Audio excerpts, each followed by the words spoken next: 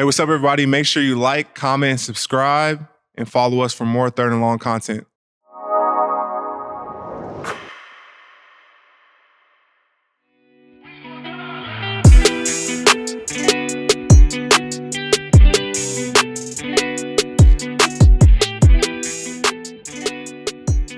A lot has happened this offseason. As you all know now, I'm no longer with the 49ers. I have a new team. I made a post on Instagram, as a thank you and talking about my experience with the Niners, but I don't feel like an Instagram post can put everything I want to say into 9 years of me being there. And so I think the fans deserve to know what happened while I'm no longer a Niner. And then I wanted to address you guys directly and everyone, involved with the Niners and tell you how I feel.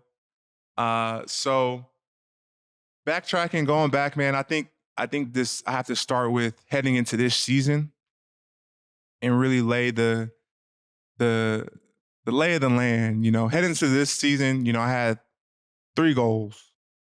One was to win a Super Bowl. 2 was to be a Pro Bowler. And 3 was to earn a 3rd contract.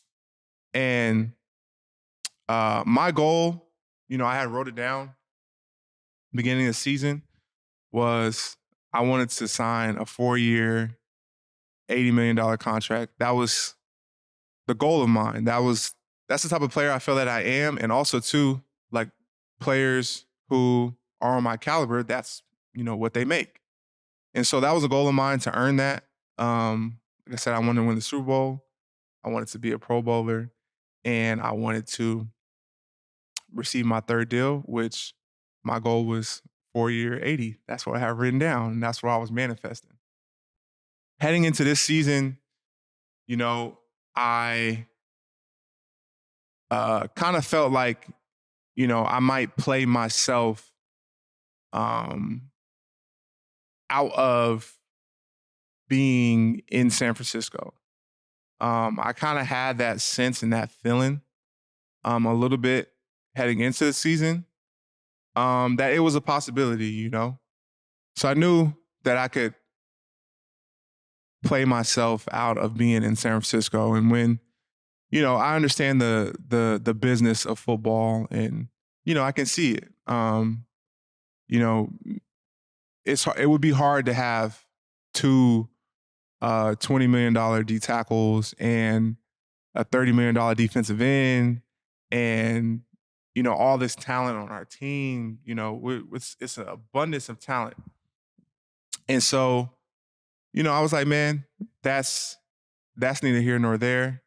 I know what my goals are, and let's get to it this season, man. We got an amazing team, and let's go win the Super Bowl and see what happens. And so going into the season, man, starting off the season, playing real well.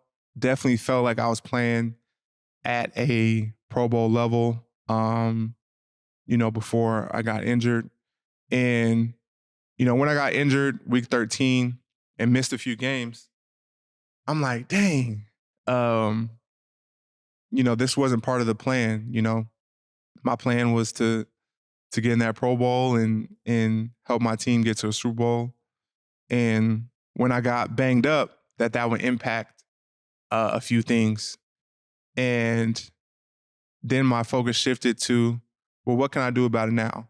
I can get myself as best I can, and I could be a difference maker in the playoffs. And that's what I did. And I felt like if I come back in the playoffs, help my team get to a Super Bowl, play at a high level, then, I made up for, my time away, time I missed with injury. Going through that process, was tough. I revealed after the season I was playing with a torn meniscus, but no one really knew what I was playing with.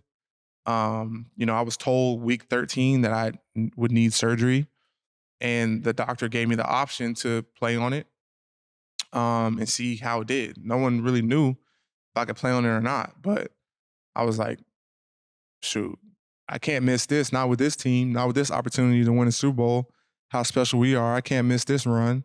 And my team's gonna need me. My team's gonna need me if we're gonna get it done.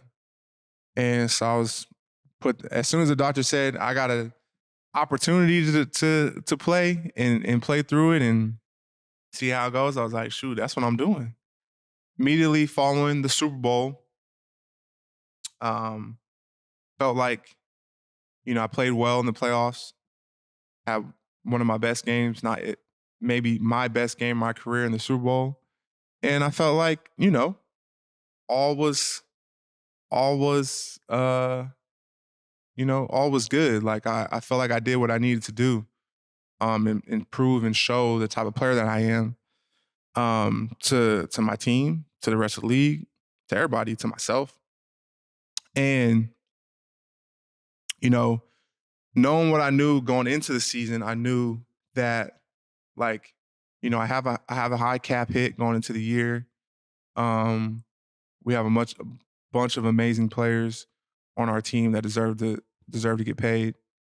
And so I knew that. I knew that there was either going to be an extension talks or restructure, whatever to help the team with in terms of the cap, because we're gonna try to make another run at this, at the Super Bowl. And so I was fully aware and expecting that. And, I was trying to have those conversations. And, as the offseason progressed, they did notify me that they did want to extend me.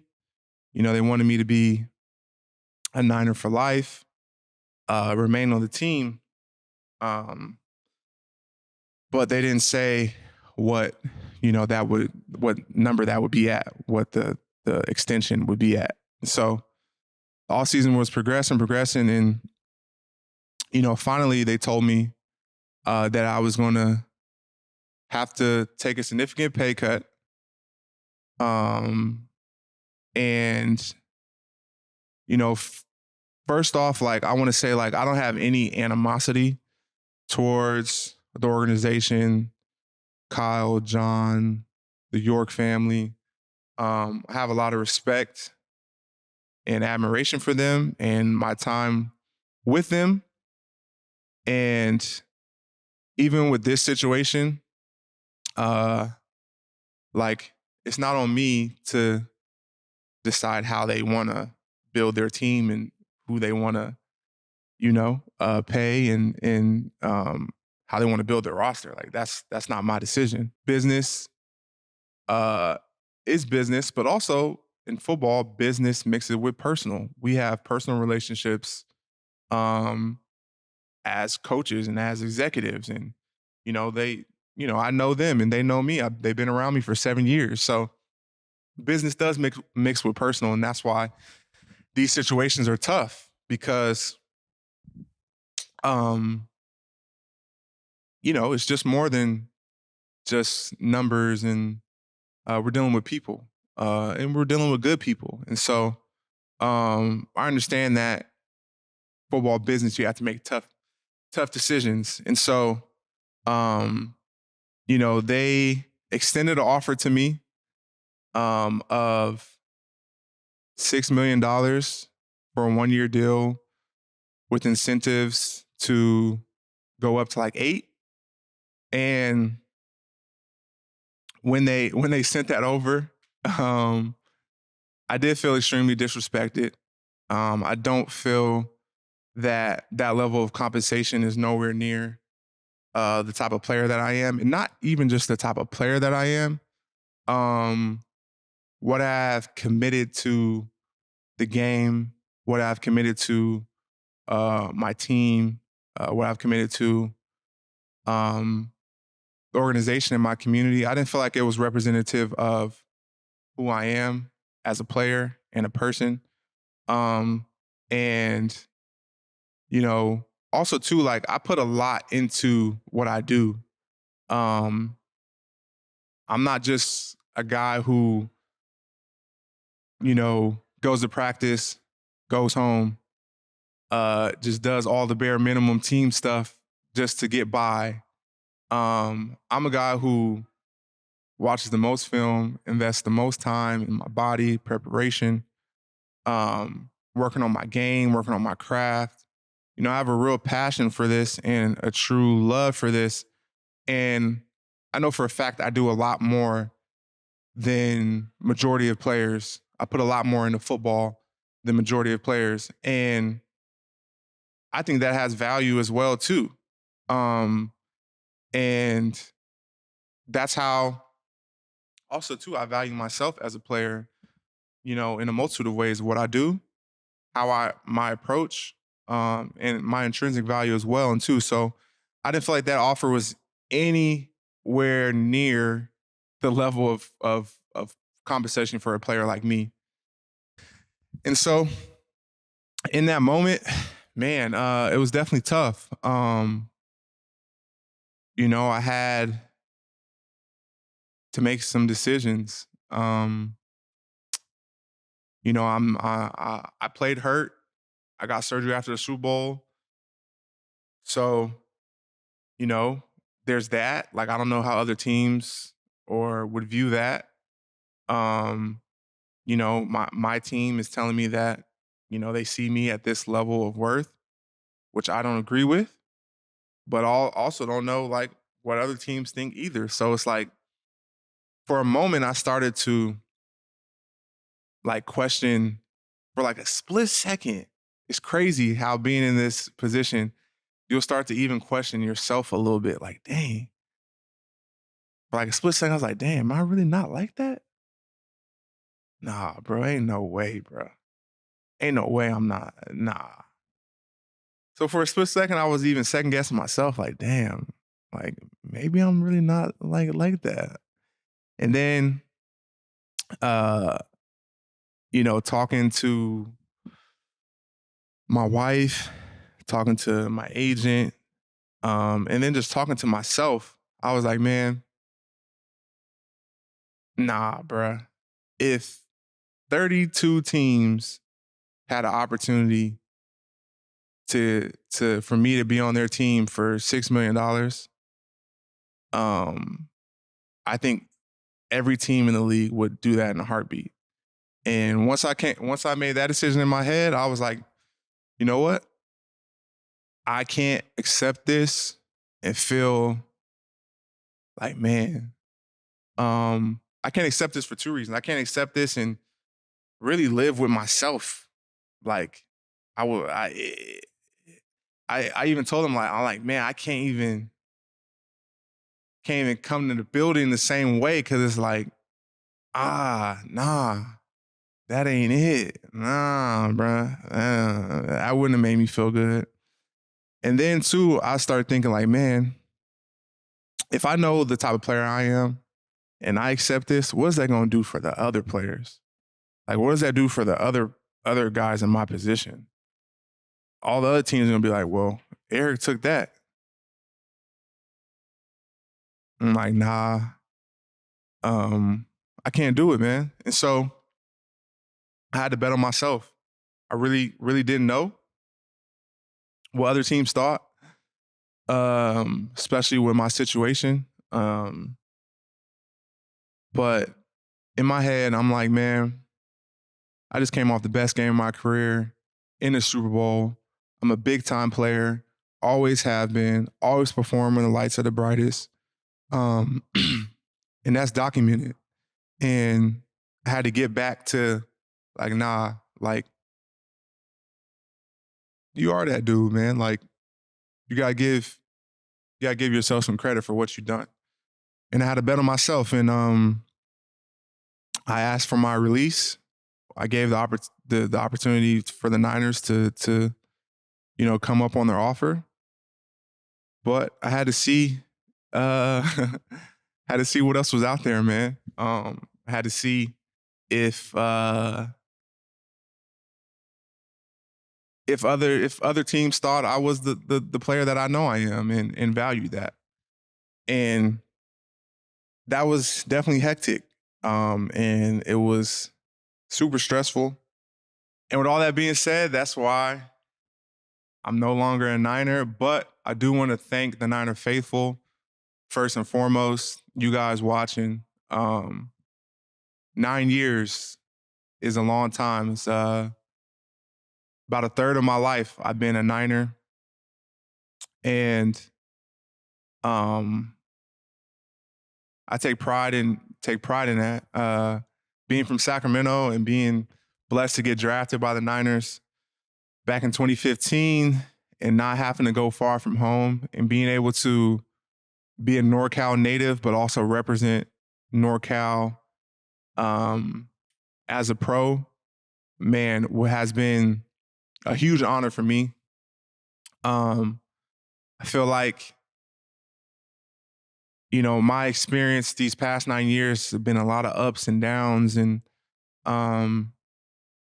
you know, wasn't always wonder years. But I appreciate those moments. I appreciate the struggles early on in my career, both individually and team. It to uh, taught me how to lock in. It taught me to how to be resilient. It taught me a lot about myself, how in the face of adversity, how I can respond. You know, sharing this experience with you, you guys have been amazing fans, huge support system.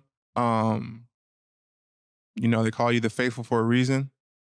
And I always appreciate those moments. You guys make the experience what it is. You know, having a COVID season and not having fans, it was a huge difference. But you guys make it what it is.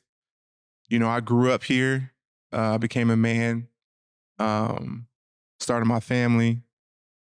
Gotten into so many different things, man. And you guys have been huge support. And I've just tried to give it my all and grow as a person, grow as a football player, grow as a member of our community, and you know, be a positive, inspiring light for you guys. So, thank you for the cheers, thank you for the support. You know, some of you guys, thank you for the boos, and thank you for the hate. It all fueled me. But one thing I would say about this experience is being on both sides of it, being a fan favorite and being kind of on the other side of people being down on you. As you're, you know, 2024, we're all on social media. We all see everything. And one thing I learned about this experience is to appreciate the positives. You know, it could be 15 positive things and then that one negative, and you get amped up about that negative. Appreciate the positive, man. And it is the positive of all has always outweighed the negative for me in my experience. And you know, I've got into it with a few people every now and then throughout my career. You know, that's well documented too. And I felt like I had to, you know, show that the type of player that I was and am now, and the player that you guys see now, the person, the man, is something that I've, you know, thought about myself, and I had to show that. And so, thank you for allowing me to grow with you. Thank you for being a supporter of this show. Thank you to the Niner faithful, and you know, I'll always be a Niner. You know, you just can't remove 9 years of someone's career, and you know, you never know what the future holds. So we got some of you guys comments, some of you guys appreciation from me, which was very honoring and humbling. So we're gonna read out some of them. Some I haven't seen. I've seen a lot, so I want to say I appreciate you, but we're gonna read out some of them here, and I'm gonna react to them. Forever red and gold. A Niner legend forever.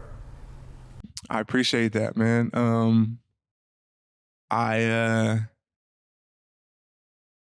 um when I enter a situation, I always want to leave a positive impact and um be remembered in a positive light. So considering me a legend, that means a lot to me.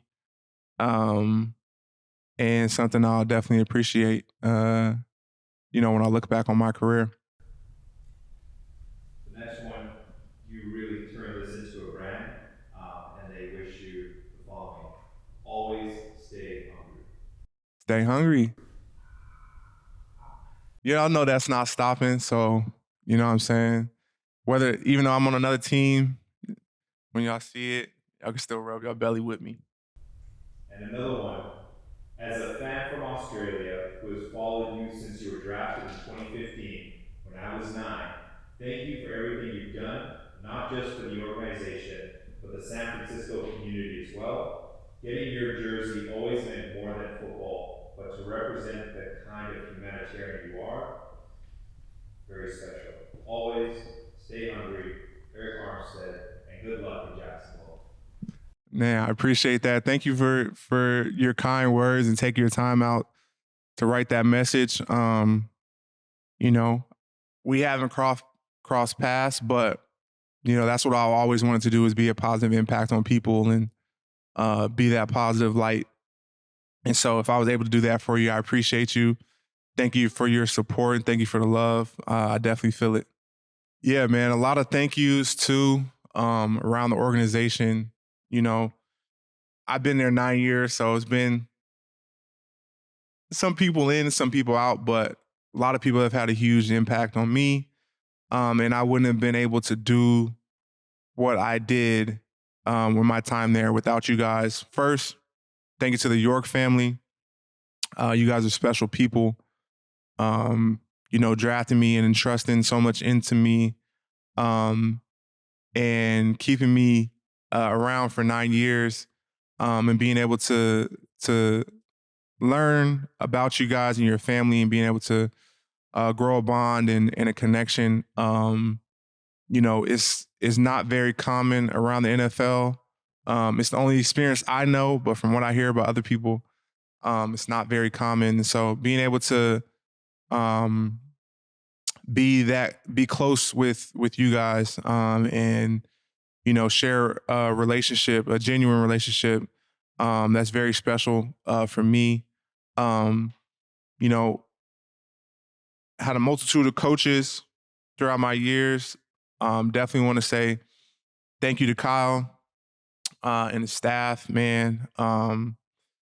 You know, coming in, you had a plan of changing the culture and getting it changed around, and I wasn't having much success as a team. And my first success was with you. And thank you for being a coach that players can relate to, and you taking an interest in what players think, and um, you know how we feel about things and decisions. And um, so I want to say thank you for that.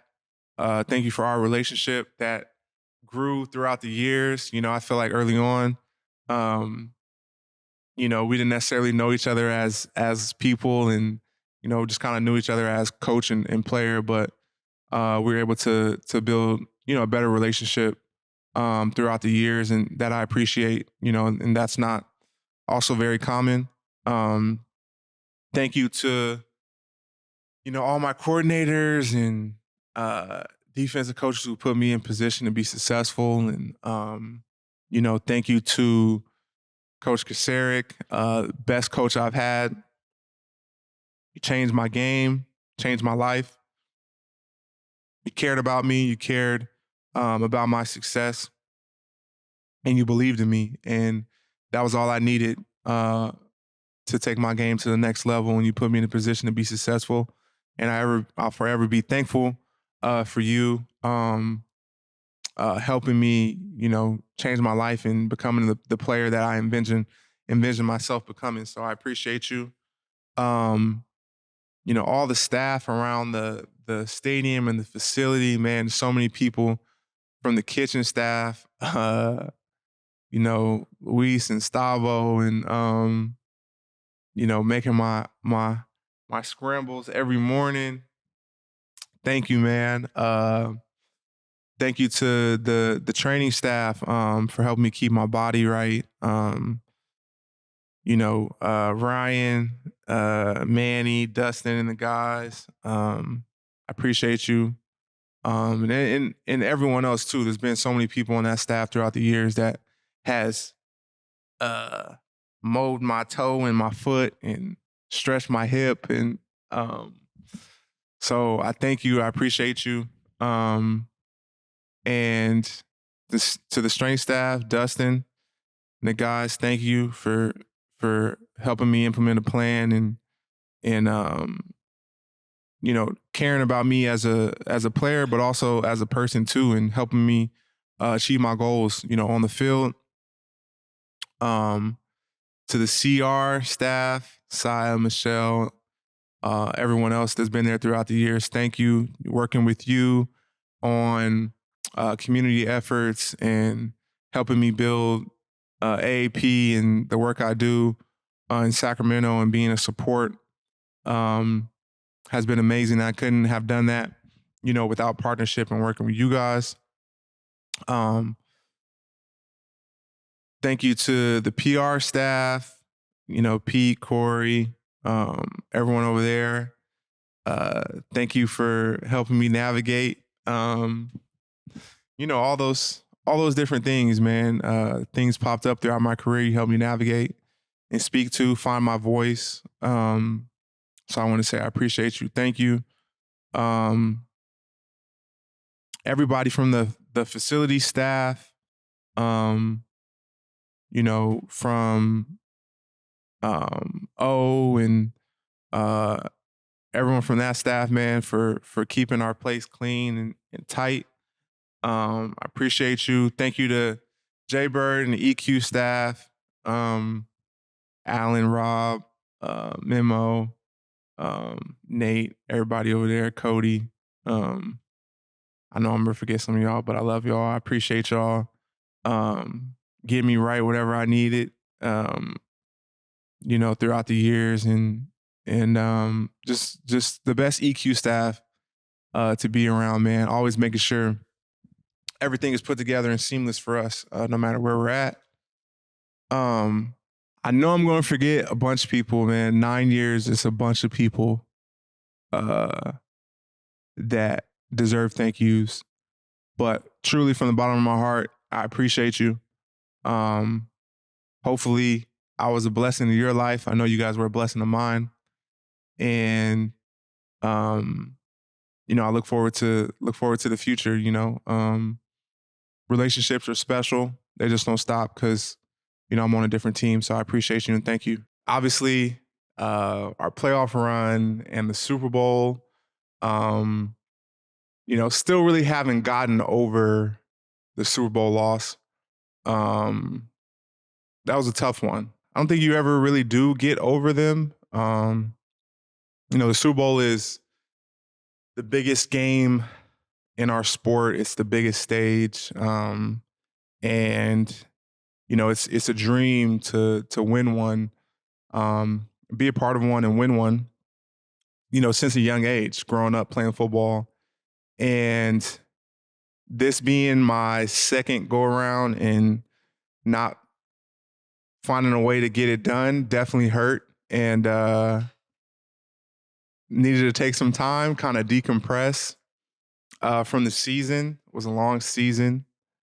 And I feel like I've taken the time to do that, and now I feel like I'm in a good space to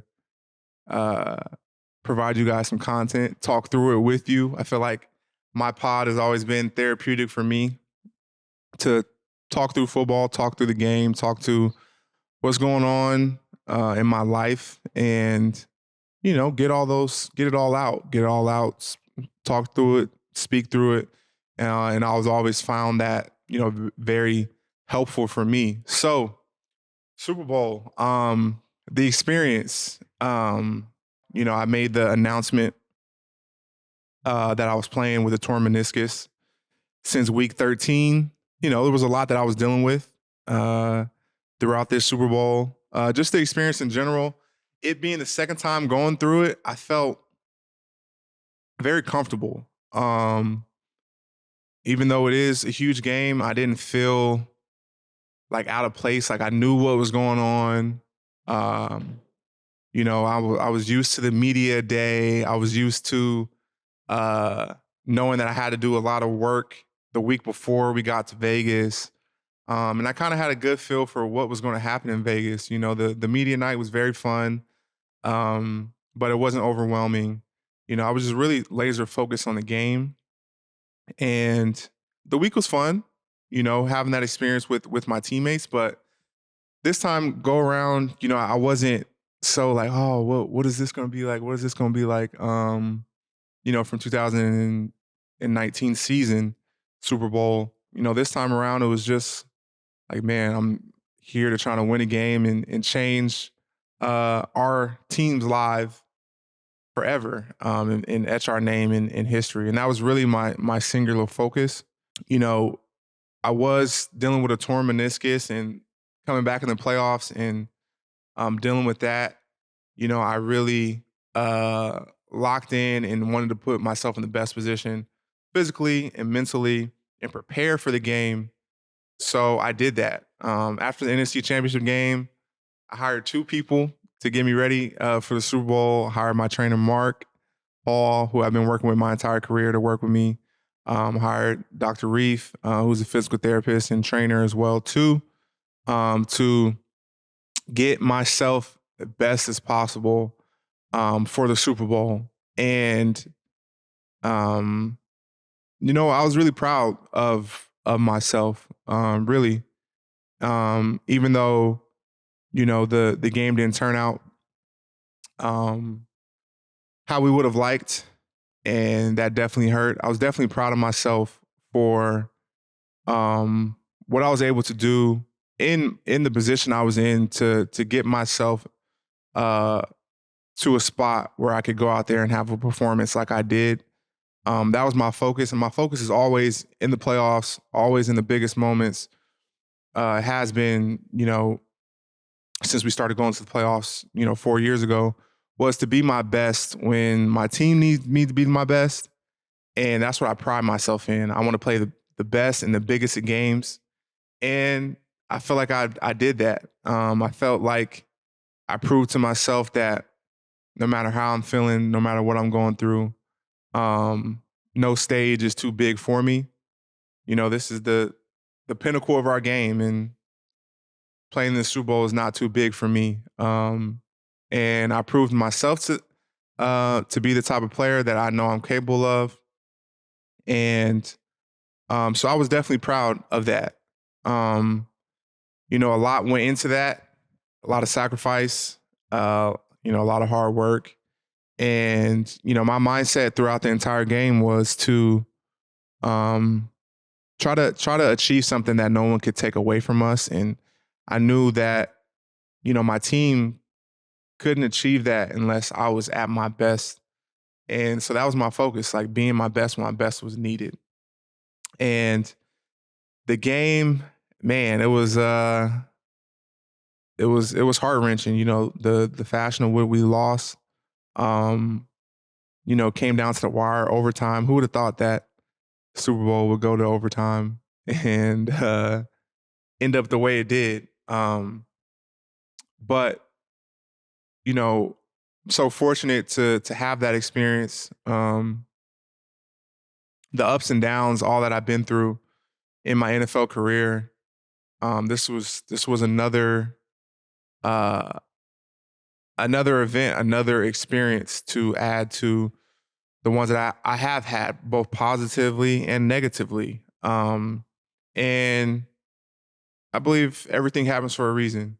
And um, that day wasn't our day again, which hurts to say, it sucks to say. But everything happens for a reason. I think I'll be better moving forward from it. I think I learned a lot about myself throughout this process, throughout this Super Bowl and playoff run, and take that experience and everything I learned with it for the rest of my career. And it's going to help me in the future.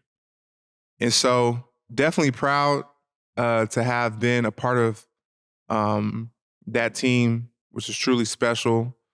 Um, Never going to forget those guys. We had a special team. It was a special year, and so much went into it. Um, and I'll never forget, any part of it. Um, the unfortunate injury and me having to fight through adversity and get myself back to a place where I can help my team, or even the loss, man. Everything is a lesson to learn from and take from the experience and grow from it. I'm so proud of the rest of my teammates, and the season that we had and how hard we fought, and how dominant we were. Um, the performances by a lot of guys in the Super Bowl were amazing to see and take the field with them. And I feel like a lot of guys grew up this year and are coming into their own and are going to go on to continue to have amazing seasons. And so I'm definitely proud and fortunate to be a part of that and everything that came with it, man. You can't keep certain parts of experience and, ditch the others, man. Everything that comes with it, we lay it all on the line each season, each game. Um, and, when you invest so much, you wear your heart on your sleeve, man. And when you do that, I don't know. A lot of people don't have like experiences of putting themselves out there and you know um, on the biggest stages and in front of the world and so some people don't have that experience of doing that, and there's a lot that comes with it, man. It's you open yourself up for heartache, losses, and failures and letdowns, and that's what we uh had this year, man, and it's definitely was tough. Don't know if you ever get over it, but um, you learn from it and you keep on moving on, and that's what I'll do. And I know that the type of guys that I play with, that's what they'll do too. So um, I'm hurting just like you guys are hurting. Uh, but the amazing thing is, there's another season of football coming. There's a new opportunity on the horizon to go take what you want. So getting into the game, I remember uh, it very vividly. Getting on the bus, I get to the game early. I have been, for some time now. But going into the stadium, I had this sense of just peace and like calmness. And my teammates, I felt the same way with them. We all felt, supremely confident, like going into the stadium. And, that kind of carried that feeling I had carried throughout the game. Um, and starting, off the game, getting into it, you know, I this a new experience for me, which I didn't have the past Super Bowl, was being a captain now and being able to do the coin toss for the Super Bowl and walking out there. I'm like, dang, this is pretty cool because I knew how many people were watching, and being a part of that coin toss. um, it was a little random moment too, where they had some honorees who were getting introduced. I believe they were from Hawaii, and the guy reached out to shake my hand, and so I reached out to shake his hand, but the ref doing the coin toss thought I was reaching out to shake his hand. So it was like an awkward, like, oh, and I'm like, dang, was that on like national TV? Did anybody like catch that? But like he reached out to shake my hand, but I was shaking the other guy's hand. So it was like a weird, like, oh, my bad. But I just remember being part of the coin toss, walking out there with Trent, Debo, Fred, George. Um, and like, man, we looking around like, man, this is what you dream of, like this opportunity. Um, and I'm talking to Trent, and this is Trent's first Super Bowl, and he's looking around like, man, it's crazy. I'm like, yeah, man, this is what you live for, man. And that sense of peace, man, what was on my mind the night before and when I woke up in the morning in Kyle's team meeting the night before, um, it was a long meeting. Don't really remember a whole ton, but what I do remember is at the end of his meeting, he said, I'm going to sleep tonight, ready to live tomorrow. We have an opportunity to go live. And that when I woke up with a sense like, man, I got an opportunity to live today. I got an opportunity to do something that not many people can say they have done, which is playing the Super Bowl, playing in front of millions of people. And I got an opportunity to live life today. And whatever comes with it, comes with it. Um, and that's the energy I took to the stadium, and that's the energy I took onto the field. And that's the energy that I played with. It allowed me to have a good game because I was just living. I was living in the moment. Um, Once this Super Bowl is over with, there's gonna be another Super Bowl later in next year and the following year. But this was my moment to live and enjoy this experience and live it to the fullest, in which I did. I think not my best game ever, but considering the stage, definitely my best game in my career on the biggest stage. And that was my mentality. And so walking onto the field with the guys, I was like, man, we get an opportunity to do something special and live today. And going into the game, the game was, I think, a little unexpected. I don't think people expected it to be as low scoring as it was. Um, you know, we get the opening kickoff, we're driving the ball, mishap happens, Christian fumbles, and it little air let you know, uh, out of our wings, and you know, but my mindset all day was, man, confident. I'm living today. Whatever happens, we're gonna let it hang, and we didn't skip a beat, man. That happens. We run right on the field. Boom, get off the field.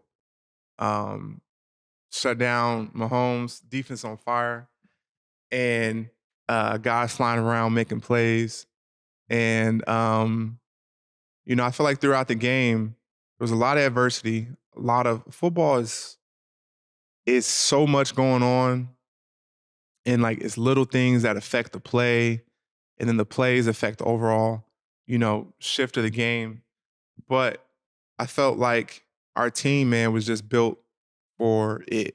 Our team was. You look at our NFC Championship game, everything could go wrong possible. So we're in the Super Bowl, we were unfazed, by any mishaps or anything going on. And as the game going on, being a part of our defense and how we were playing throughout that game, it was a whole lot of fun. Guys were flying around making plays. I was making plays. I really felt like we came together, and as a defensive line, all throughout the season, we're like, man, if we're going to win a Super Bowl, it's going to be because of us. And to have our best game as a defensive line on the biggest stage, that was amazing to be a part of. And I was so proud of everyone. Guys, top to bottom, were balling, flying around, making plays. And that was something I remember and be proud of because, it's easy to do it when no one's counting on you. It's easy to do it when it's just another regular season game. But to do it in the Super Bowl when our team needed the most, that was special.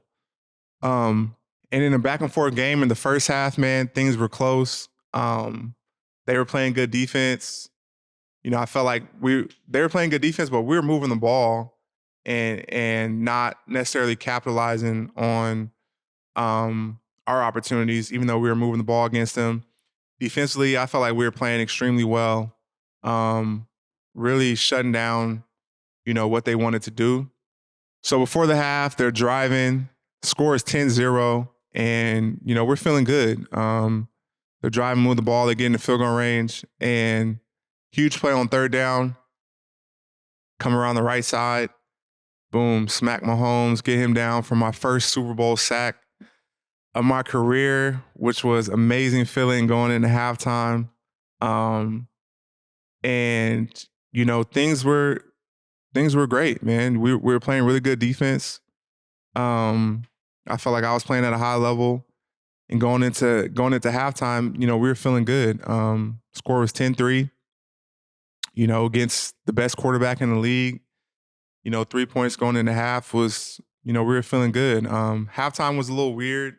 With Super Bowl, it's like a 30-minute long halftime, with the performance going on. So like first 15 minutes in there, we really don't, necessarily know what to do. Our coaches are meeting, I'm walking around. I got like, I had to get I got a little more tape on my toe. And I was just chilling, man. We were like, man, we in it. Then our coaches came in after about 15 minutes, and our game plan defensively was doing what it needed to do. We knew they were gonna make some adjustments in the second half, but we were feeling good. We were 30 minutes away from achieving our goals, and going into the second half, the first 3 drives defensively, still playing really good football. Out of the half, forced Mahomes to an interception by a rookie, young Tig. Made a huge play, getting a pick on the first drive. Coming out of the second half, then we get another stop, then another stop, and then we're feeling pretty good. Punt, we have to punt the ball, and a huge momentum shift in the game. They get the ball back on a punt, and they score on the next play, and the whole dynamic of the game shifted. And it's still back and forth, still fighting, scratching, crawling, doing whatever we can. Mahomes puts pressure on you as a defense, especially as a D line, to stay consistent throughout the game. He's always putting pressure on you because he can make those plays in any moment to extend the drive or make huge plays down the field. So, still staying locked in, even though we're making plays, not getting too excited. Next play mentality, man. Just really realizing that we had to stay locked in until the clock hit 0-0, in which we, did, but the clock hit 0-0 and we had to go in overtime. But man, just then now being in a back and forth game, high pressure situations, trying to execute on the fly, and in these situations, man, it's a lot goes into it, having to make these split decisions. I don't know, I kind of take it for granted because that's just like what I do. But like looking back at it, like the magnitude of the game, the certain decisions, whether I shut a block here or shut a block here, how that can impact, um, the small, minute details, man. Just trying to do everything you can to be locked in until the end. And it's a back and forth game. They come down, tie the game up. Uh, we go into overtime, and I know everyone, the overtime stuff was a big deal post game. And I said to the media that I wasn't aware of the overtime rules. Not that I don't feel that me, Arik Armstead, knowing the overtime rule had a big impact on the game whatsoever. Our coaches, and we're going to make the decision to get the ball or kick, regardless, based on analytics. Like we do a great job of uh, throughout the whole season. We have around the league cut ups that we watch as a team. talking about different situations, things that are going on, things to be aware of, things with certain ref crews that, they're going to call, they would call more this week. And so I feel like they do a great job of preparing us for that. Um, and I don't think me knowing one way or the other impacted their decision to kick or receive. Um, we had just went on a long drive as a defense and we were gassed, tired. And so going back out there, right back out there, might have been an advantage to them to try to stop them. But, looking back at it, um, you know, being in that situation and everything being online and just trying your hardest to do whatever it takes um to get a win and it doesn't happen. Watching Mahomes roll out to the right and hit McCole in the end zone and we knew it was over. Still a surreal feeling. But I feel like for me personally, uh I knew this game really left it all out there and I didn't have many regrets. I think regret comes from when you're underprepared, didn't feel like you put your best foot forward, didn't feel like you gave it your all. And to be honest with you, I couldn't look back and say that. I had no regrets. Yeah, it was a terrible feeling watching them score that touchdown and realize that everything we did that season was special, but didn't materialize into our ultimate goal. But I really didn't have any regrets, man. I felt like I put my all into, that game and in this season, and it didn't turn out in the end in our favor. But I can live with that. What I couldn't live with is watching them score that touchdown and then me instantly thinking like, dang, I should have did this. I should have done that. I should have ran to the ball harder here, or I should have, I wish I would have watched more film here, man. I felt like I turned over every stone to prepare myself for the best. And I know the guys that we have did the same thing and we fell short. But we can live with that. So, huge shout out to all my teammates, man. You guys made this year special for me. Year 9 in the league, year 9 with the Niners was a special one that I'll definitely remember. Not only, how dope of players you guys are and what you guys do on the field, but being able to be around and our camaraderie and our bond that we built. Shout out to you guys. This is a year I'll remember ever. The best offense I've been a part of. Man, Christian, you had a special year. It was fun to see. Purdy, everything that you've been through last year dealing with injury and coming back and where you put us as a team and your leadership and your play on the field.